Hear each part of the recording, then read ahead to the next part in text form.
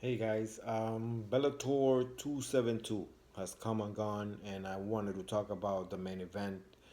Really enjoyed it. Great fight. It was for the 125-pound division belt. The champion Sergio Pettis fought was facing Kyoji Horiguchi, I think is his name. He's the champion from Pride, from the Pride organization over in Japan. And man, it was a great fight. I thought that the fight was so intriguing, so interesting because basically Horiguchi he um, he dominated Sergio Pettis. He was dominating him. He was really outclassing him. Um, just looking, way better. One of those instances where a fighter's doing everything right. He's doing everything right, and he got caught. Horiguchi has got nothing to be ashamed of because he got caught like so many great fighters in the MMA sports, from Anderson Silva to Fedor Emelianenko and many other fighters of at the highest level, and you just that's the nature of that sport where you get caught.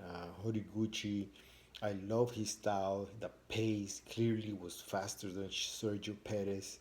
Um, the wide stance, the footwork that he was using to keep himself safe, those spinning back kicks that he was landing, they were right on point, landing in the midsection of Sergio Pettis, not once, not twice, but several times during the 4 rounds that they faced each other.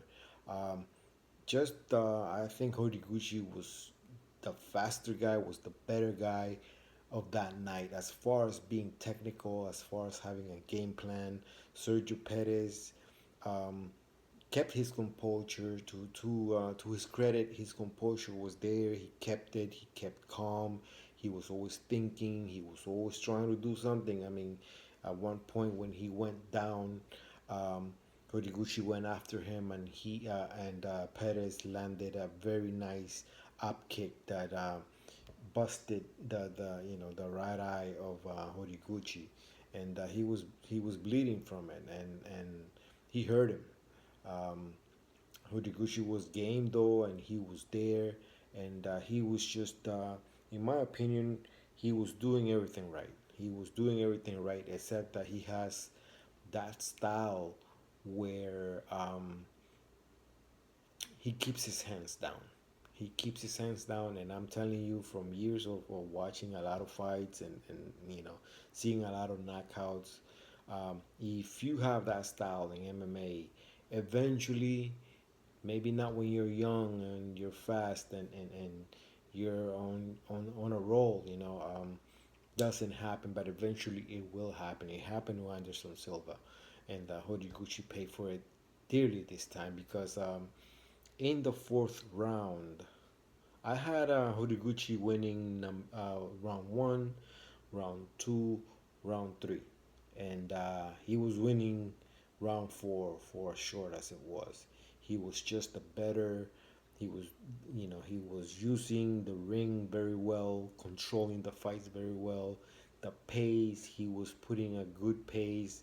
He was the fastest of the two, and Sergio Pettis was just trying to catch up. In the fourth round, Sergio Pettis went for a spinning kick, and he missed it. But after behind the spinning kick, there was a spinning fist, and he landed it flush, and Horiguchi went down, and Sergio Pettis, the pro that he is, the killer that he is, he smelled blood and he went after it and he finished him. It was just a highlight reel win, man. It was really nice. Congratulations to Sergio Pettis for staying calm, for believing in himself, and eventually having one of the best victories ever in beating the Pride champion, And and I understand from in Dana White, how he refuses to cross promote, because now Pride finds himself in that situation where their champion has actually been defeated by an American champion from Bellator. And how does that work out? How do you sell your champion as being dominant, as being the best of the best, when he cross promoted with another promotion and he just got knocked out? So it's one of those things that I understand the business standpoint and how it looks, and I understand why for years Dana White and UFC just refuse to co-promote and just cross over with other promotions, because that happens. It can happen. It wouldn't look good for John Jones or any of the UFC champions to get beat up, get knocked out, by a Bellator champion or a champion from Pride, and it's just not a good look. So that's where Horiguchi finds himself at. But them fighters overseas, they and them those promotions and managers, and they take more risk.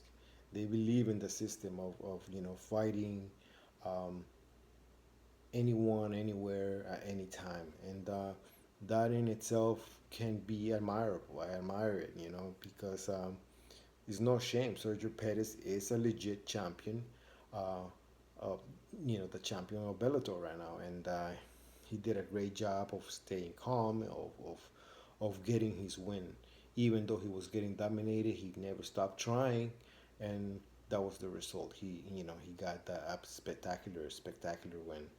Um, Wanted to make a little comment about Sergio Pettis and his big brother, the former champion in UFC. Um, the Pettis brothers, I think that they're very underrated, and the Diaz brothers get more fame, even though the Pettis brothers are actually more accomplished if you think about it. Um, they are both champions.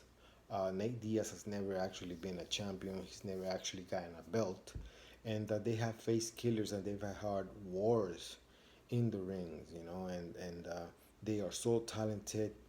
They have been doing it for years, and Sergio Pettis right now is in the top of his at the top of his game. He's looking great, man. He's there. He's competitive. He's taking on all comers. From what I hear, it's gonna be a Grand Prix next year in Bellator for that division. So it's gonna be interesting to see, and hopefully maybe Horiguchi gets a chance again to compete and get maybe a rematch. And it'll be interesting if they get a rematch. If he gets a rematch with Sergio Pettis, if they either cross each other again and compete against each other. Anyways, those are my thoughts. I thought it was a great main event for Bellator 272, and let's see what happens. Let's see who Bellator puts in front of Sergio Pettis for his next title defense. Thanks, guys, for listening to me, and give me likes, dislikes, and please subscribe to my humble channel. Thank you to all that have subscribed already. Peace.